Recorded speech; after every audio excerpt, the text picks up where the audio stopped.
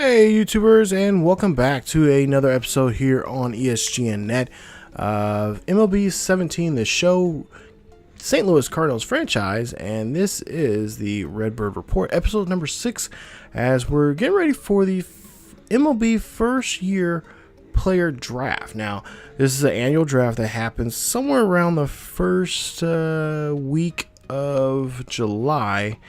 Or June, maybe. I don't know. I can't remember if I think it's just June. But yeah, we're going to get ready for that here coming up. And the most important part of the thing is, well, we're going to pick out some guys that are going to be future, or at least we're hoping they'll be future stars of Major League Baseball. So, and pretty much everyone that has ever been in Major League Baseball or has been currently in Major League Baseball has gone through this very stressful day, just like the NFL draft. I guess not as stressful as the NFL draft, but there are 7 rounds here. Now we don't get a first round pick because I believe we trade off our first round pick based on before we did this series the previous year. But there we are at number 19, and we'll be picking right there. So we'll go ahead and start this draft. And there you see there's 3 complementary picks. I believe the Rangers, Blue Jays, and I think the Reds get. And as you see there, we're going to go ahead and get our first guy here. And the first one we're looking at here, I was looking at several players, but one of the players that really kind of stuck out because you see there, he's not going to be ready. His ETA for Major League Baseball is not going to be till 2021. And that is Albert Suzuki. 60 overall, 65 potential. There you see he's a first and third baseman. He also plays, his primary is out in the center field. So I like to find guys that can play multiple positions to kind of help me out on days that I need to rest a guy up or we need to kind of shake things up. So I try to find guys that can play multiple areas. Johnny Miles is another guy that I was looking at here. 70 potential, and there you see some of his numbers there. They use the 20 to 80 scale there, which they introduced here. I think this is the 2nd or 3rd year they've introduced this now into the game, which is the real life scaling system they use for the players to show you guys, to kind of judge what they're playing, what their abilities are, and stuff like that.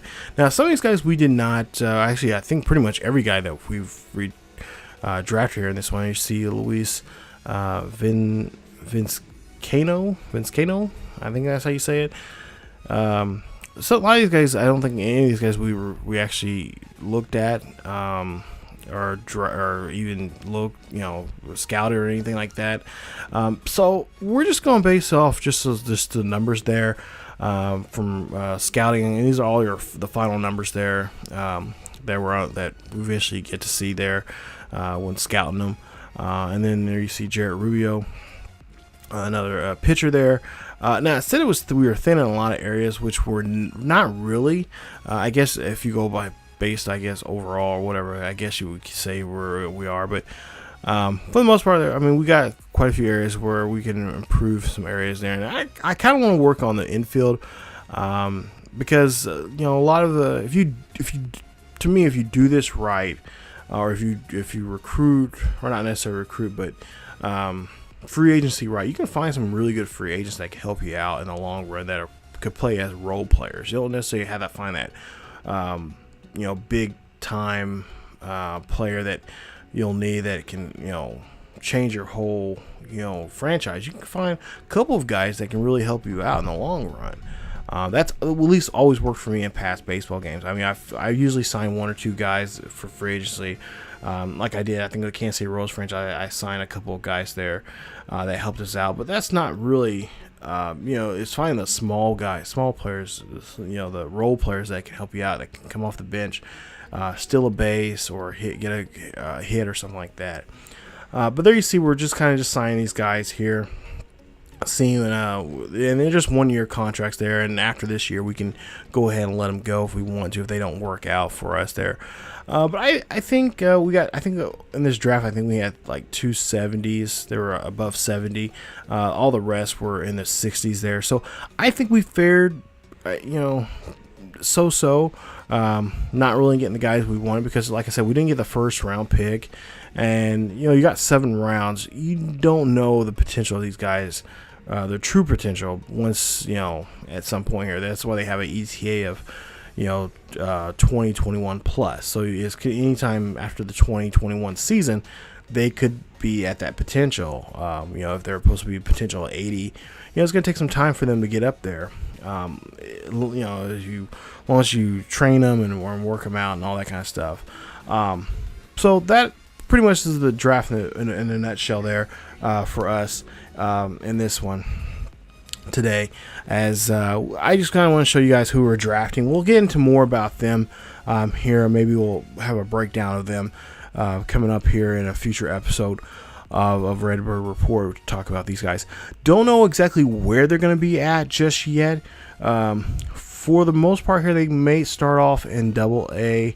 2 of them I may start in 1A ball, but overall it's going to take some time here. We won't see these guys here in the next year or two, maybe 3 years down the road. So it just depends on how long we take this series here, this St. Louis Cardinals series.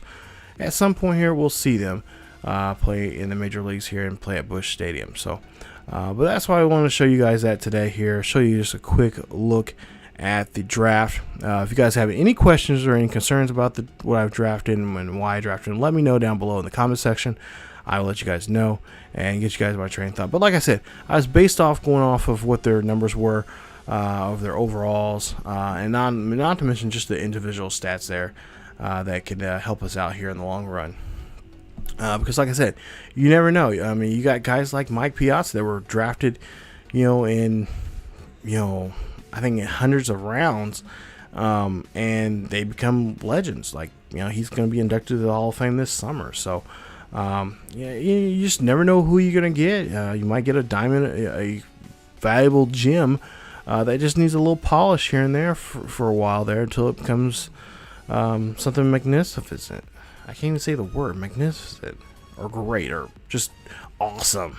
But anyway, that is it for this episode for the Redbird Report. Stay tuned for more Cardinals franchise here on ESGNet as we're getting closer and closer to MLB 18, the show. And of course, we'll be moving this series and the Royals series over to both of those games, or move both of these series to that game when that game drops. So coming up, that'll be coming up here in the next couple of days, actually.